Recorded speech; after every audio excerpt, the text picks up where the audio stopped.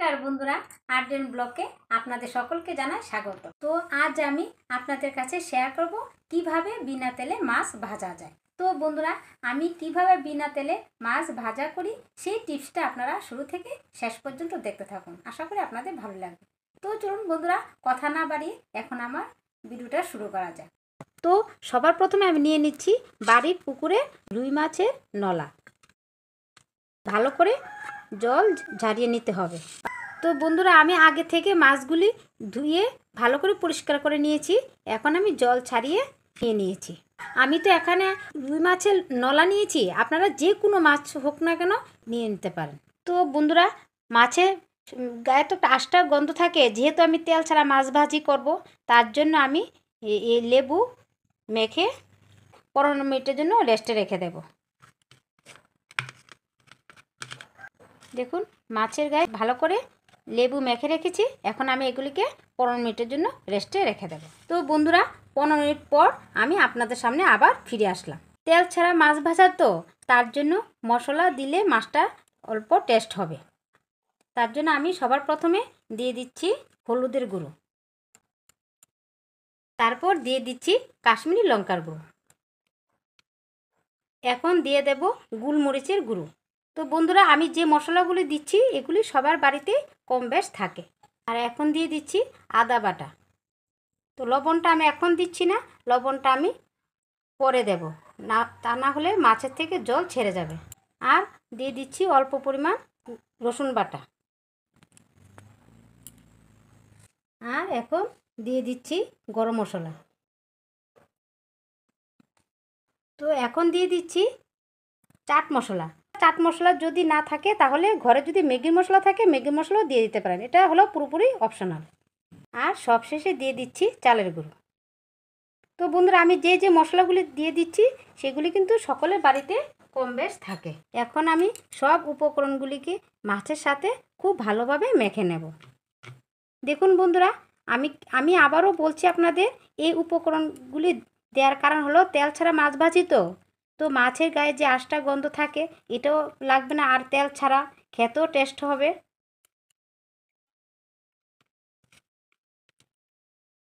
চালের গুঁড়ো দেওয়ার মানে হলো মাছটা অল্প মচমচ হবে। চালের গুঁড়োটাও আপনার এটাও অপশান, না দিলেও হবে। তেল ছাড়া মাছ ভাজা তো, তার জন্য মচমচ হলে মাছটা খেতেও খুব টেস্ট হবে। তো কেউ বুঝতেই পারবে না যেটা কি তেল ছাড়া হয়েছে না তেল দিয়ে হয়েছে। এই চালের গুঁড়োটা দেওয়ার মানে হলো মাছগুলি মচমচ হবে। তো বন্ধুরা, মাছের সাথে সব উপকরণগুলি মাখা কমপ্লিট হয়ে গেছে। আমি কিন্তু এখনও নুন দেইনি, কেননা নুনটা দেব যখন আমি মাছ ভাজবো, তখন আমি নুনটা দেব। নুন দিলে কিন্তু মাছের যে জলটা আছে জলটা ছেড়ে দেবে। আপনারা ইচ্ছে করলে এখানে এই অল্প পরিমাণ তেল মাছের গায়ে মেখে নিতে পারেন। আমি তো এখানে বলেছিলাম বিনা তেলে মাছ ভাজা করব, তার জন্য আমি এখানে কোনো তেল ব্যবহার করিনি। এই তেলটা কিন্তু অপশনাল। আপনারা যদি মনে করেন কম তেলে মাছ ভাজি খাবেন, তাহলে এই তেলটা মাছের গায়ে মেখে নিলেই হয়ে যাবে। তো এখন আমি 5 মিনিটের জন্য রেস্টে রেখে দেব। তো বন্ধুরা, আমার এখন 5 মিনিট হয়ে গেছে। এখন তো মাছটা ভাজা করব, তার জন্য পরিমাণ মতো নুনটা দিয়ে দিচ্ছি। এখন নুনটা দিয়ে মেখে তারপরে মাছটা ভেজে নেব।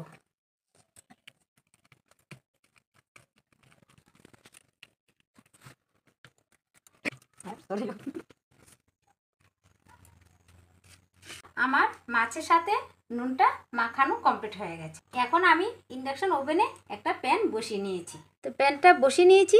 এই যে দেখুন, আমি প্যানের মধ্যে এই যে অল্প তেল দিয়ে দিয়েছি। তো এখন আমি টিস্যু দিয়ে এই তেলটা সারা প্যানের মধ্যে মেখে নেব, কেননা মাছগুলি উল্টাতেও আমার সুবিধা হবে আর প্যানের মধ্যেও লেগে যাবে না। দেখুন, আমি মেখে নিয়েছি। প্যানটাও গরম হয়েছে। এখন আমি এক এক করে মাছগুলি দিয়ে দেব। তো আমি তো তেল ছাড়া মাছ ভাজি করছি, তার জন্য অল্প জল ছিটিয়ে দেব। এখন আমি 7 মিনিটের জন্য ঢাকনা দিয়ে ঢেকে দেব। আমি কিন্তু এই ইন্ডাকশন ওভেনটা আমি একদম লোতে রেখেছি, বেশি দেওয়া যাবে না, বেশি দিলে কিন্তু মাছটা পুড়ে যাবে। 7 মিনিট পর আমি এখন আবার আপনাদের সামনে ফিরে আসলাম। দেখুন এখন আমি মাছগুলিকে উল্টিয়ে দেব।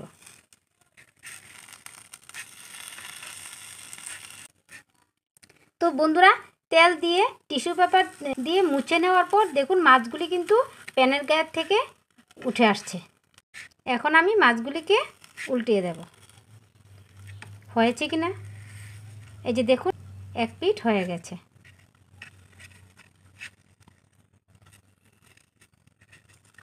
আর সব কিছু দেওয়ার কারণে কি সুন্দর একটা স্মেল বেরিয়েছে। বাচ্চা থেকে বড় সকলে কিন্তু খুব পছন্দ করবে, এত সুন্দর একটা স্মেল এসেছে। আমার তো এক পিঠ মাছ ভাজি হয়ে গেছে। এখন আরেক পিঠের জন্য আমি এই অল্প তেল ছাড়া তো তার জন্য অল্প জল দিয়ে দিচ্ছি। দিয়ে এখন আমি 6 মিনিটের জন্য ঢাকা চাপা দিয়ে দেব। 6 মিনিট পর আমি আবার আপনাদের কাছে ফিরে আসলাম। দেখুন আমার মাছগুলি ভাজা কমপ্লিট হয়ে গেছে। এই দেখুন দেখুন কি সুন্দর ভাজা হয়ে গেছে। এই দেখুন আর কি সুন্দর একটা স্মেল বেরিয়েছে। সবগুলি উপকরণ দেওয়াতে কি সুন্দর একটা স্মেল বেরিয়ে এসেছে।